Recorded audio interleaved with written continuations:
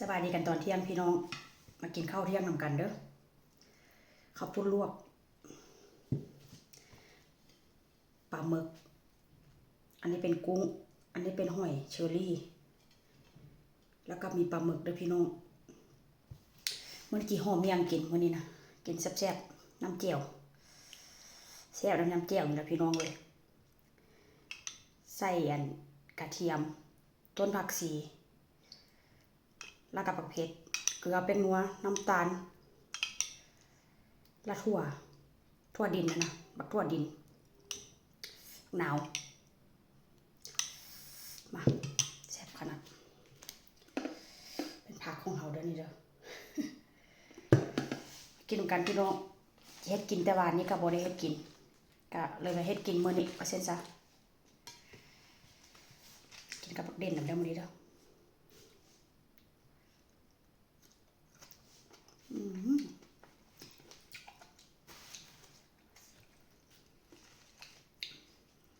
กินนำกันเด้อแต่ว่าก็จะบ่เฮ็ดคำใหญ่หลายเลย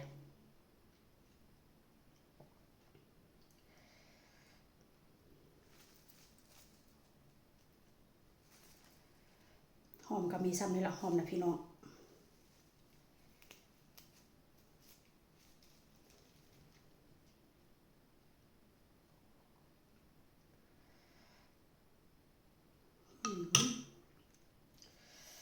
ว่าคำน้อยแล้วได้ก็ยังคำใหญ่อยู่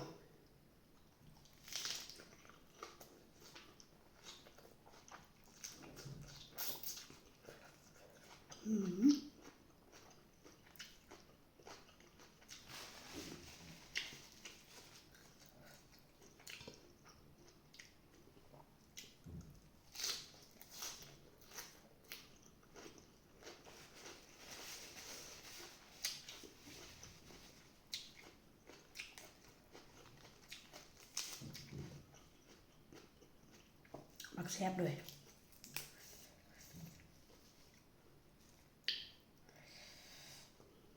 มีบักแตงเนาะขายบักแตงเด้อ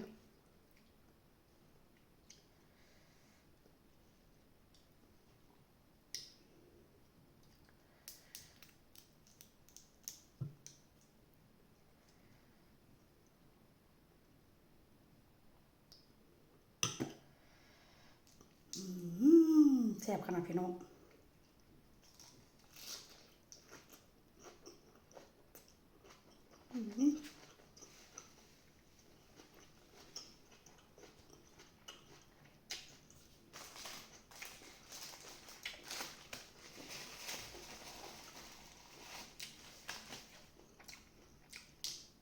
เกี่ยวมื้อนี้แซ่บขนาด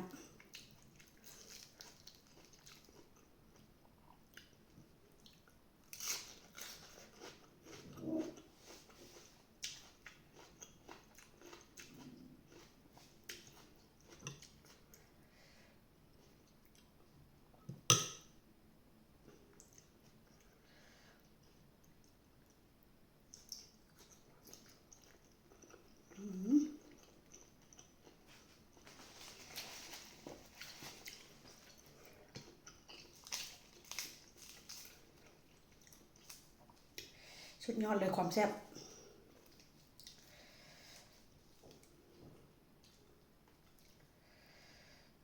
ให้มาแรงพูยั่วๆเลยเด้อ4 ตัว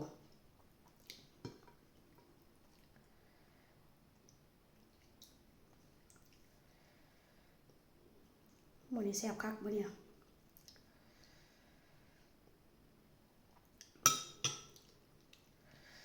เอาล่ะเอาล่ะ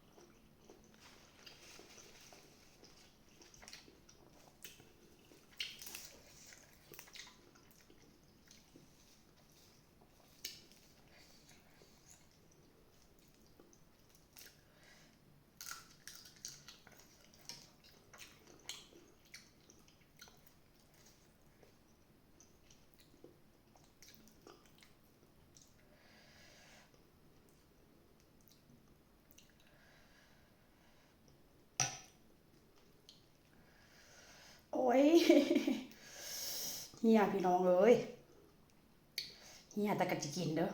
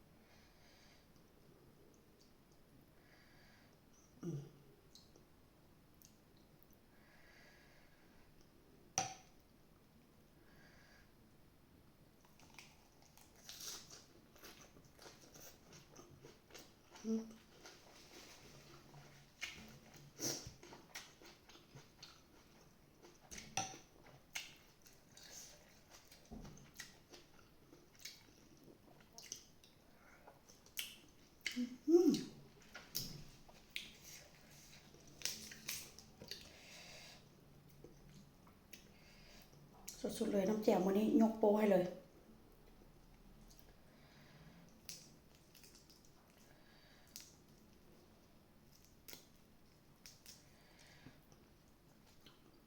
กุ้งตัวหนึ่งใส่2 ตัวไปเลย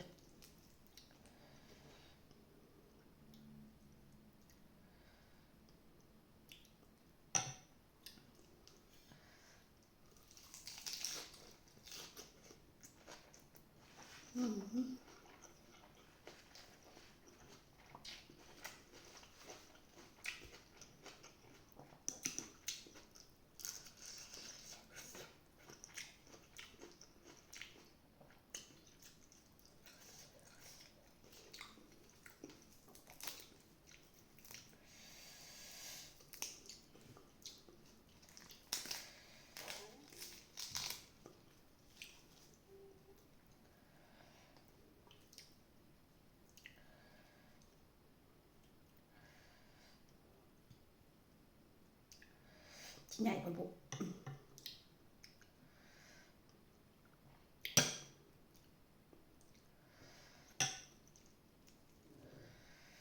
อาจจะคำใหญ่พอเด้อ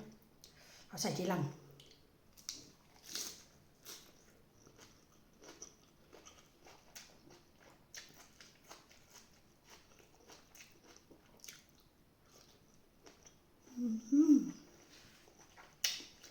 นวดเลย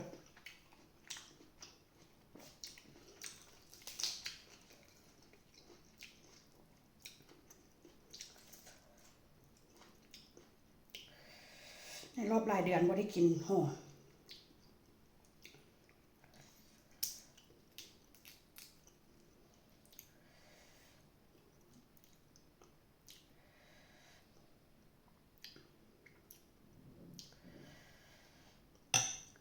ใส่แจ่วแบบหลายๆแบบนี้แล้วก็แซ่บพี่น้อง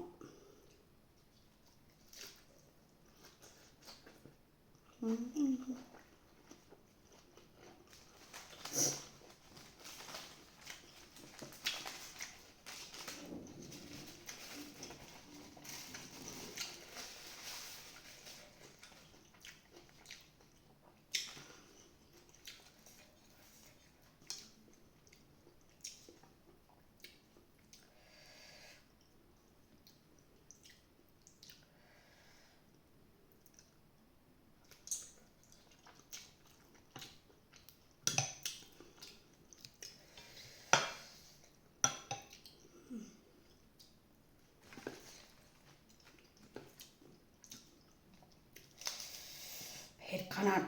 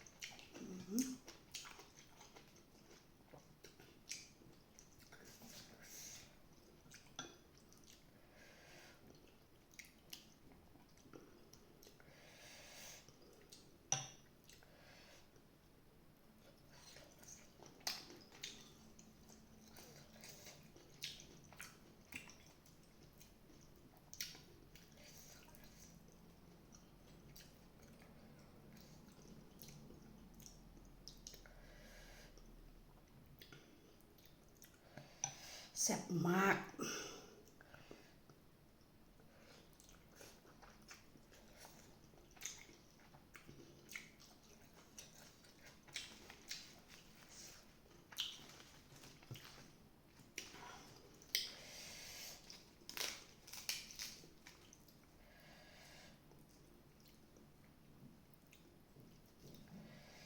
เผ็ดขนาดไหนสุดๆเลย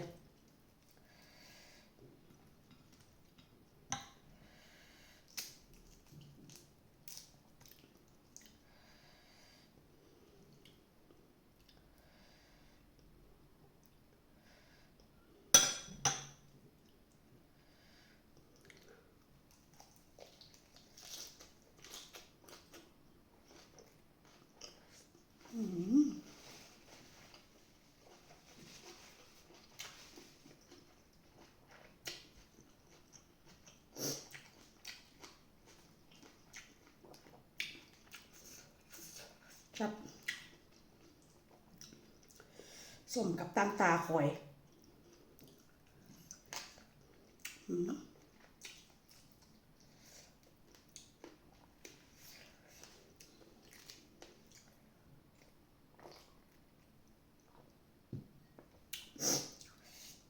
กุ้งตัวสุดท้ายแล้วปะเนี่ยจะเฮ็ดกินแต่บ้านนี่พอละแต่ว่ากับบ่ได้เฮ็ด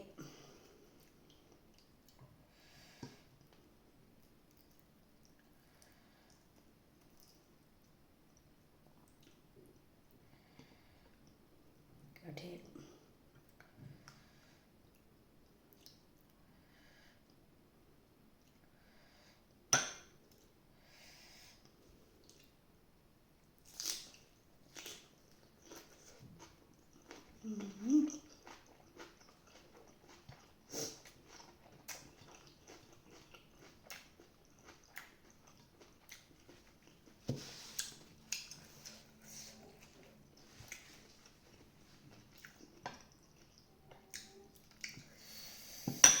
คำสุดท้ายแล้วพี่น้อง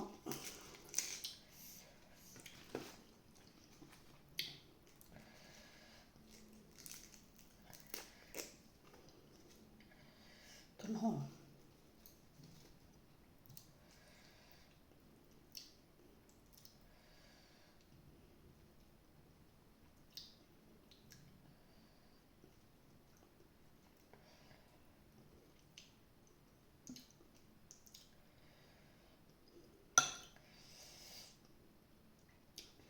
เป็นคนที่แบบว่ากินน้ำแจ่วเปลืองขนาด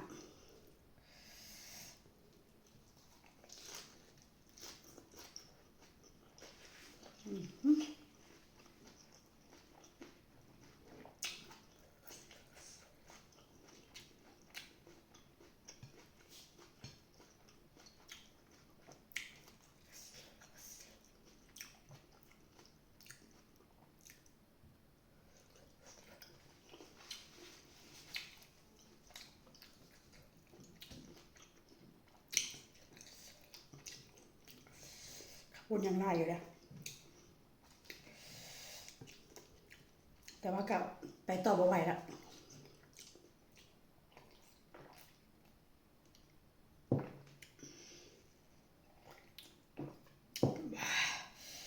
แซ่บไปแล้วพี่น้องอำลาพระจากบ่หมดซ้ำเด้อปลาหมึกกับหอยแมลงภู่แก้วได้ไปกินมื้อหน้าแซ่บขนาดแก้วนี่นะพักกันยังไล่อยู่ไปแล้วอำลาพระจากเพชรเจอกันใหม่ในคลิปหน้าเด้อบ๊ายบายสบายดีบ๊ายบาย